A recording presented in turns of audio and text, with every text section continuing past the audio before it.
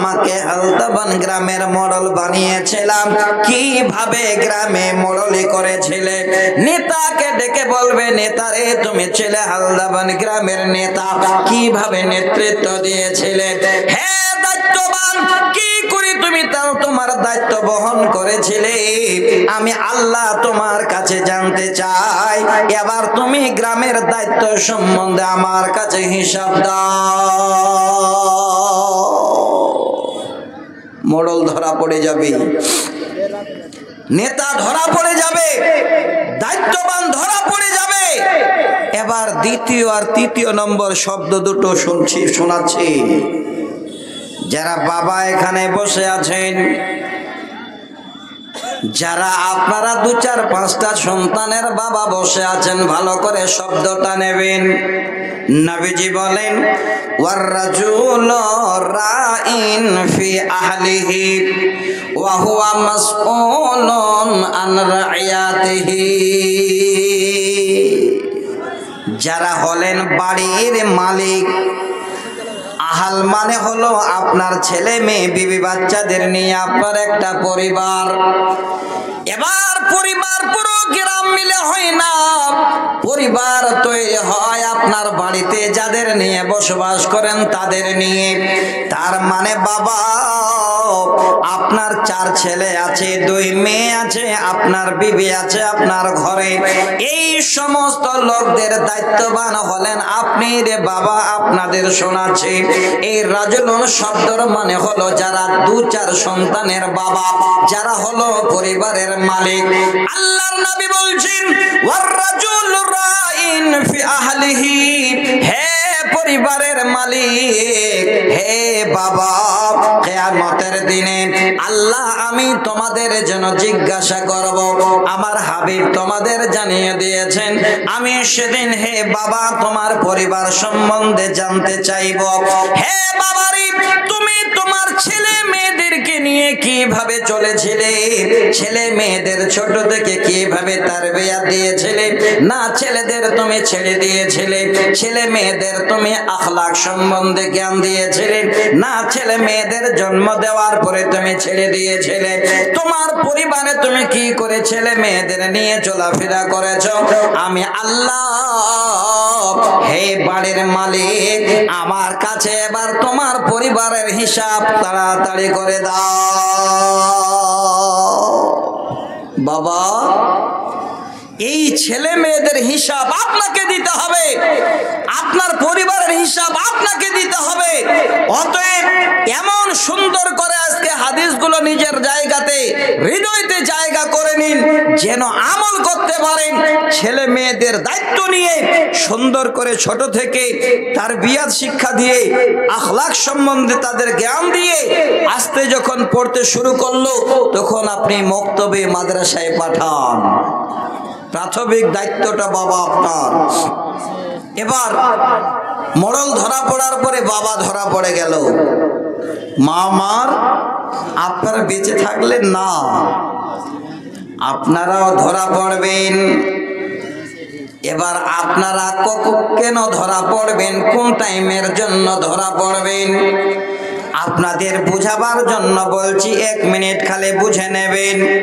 কোন বাবা একটা পরিবার চালাতে গেলে দিন রাত 24 ঘন্টা বাড়িতে থাকতে পারে না। বাবা রাত্রি বেলা এবার ছেলে মেয়ে বিবি বাচ্চাদের নিয়ে থাকলো, সকাল যখন হয়ে যায় আপনারা নিজেরাই একবার চিন্তা করেন, আপনাদের কারো জন্য কাজ ধরা আছে, আপনি যাবেন পাওয়াখালীতে, কেউ যাবেন দিগল ব্যাংকে, সকাল হলো কন্যা নিয়ে, এবার আরো কিছু নিয়ে রাজমিস্ত্রির কাজের জন্য আগে বেড়ে গেলেন। আবার কোন বাবা ব্যবসায়িক আছেন, সকাল বেলায় ব্যবসার জন্য বেরিয়ে গেলেন। কোন বাবার চাষবাস আছে, এবার ভুট্টার ভুঁইতে আপনি বেরিয়ে গেলেন। তাহলে বাবা আপনি বাড়ি থাকতে পারলেন না। আপনি যখন এই বাড়ি থেকে বেরিয়ে গেলেন, এবার আপনার বিবির যেন দায়িত্ব পুরো বাড়ির পড়ে গেল। এবার আপনি যতক্ষণ না আসবেন, ওই বাড়ির দায়িত্ব হলো আপনার বিবির। এবার ওই বিবিটা যেন ওই দায়িত্ববান হয়ে গেল। কিছু বলবেন? तनवीर ज़की मदनी आ गए हैं, थोड़ा सा आप अपनी ज़बान में थोड़ा सा बोलेंगे।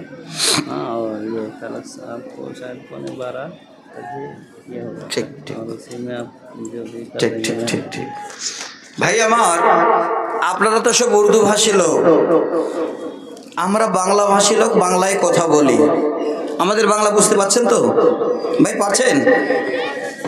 শেখ তানভীর জাকি মাদানী সাহেব উনি এসে গেছেন, কথাটা ভালো করে বুঝবেন।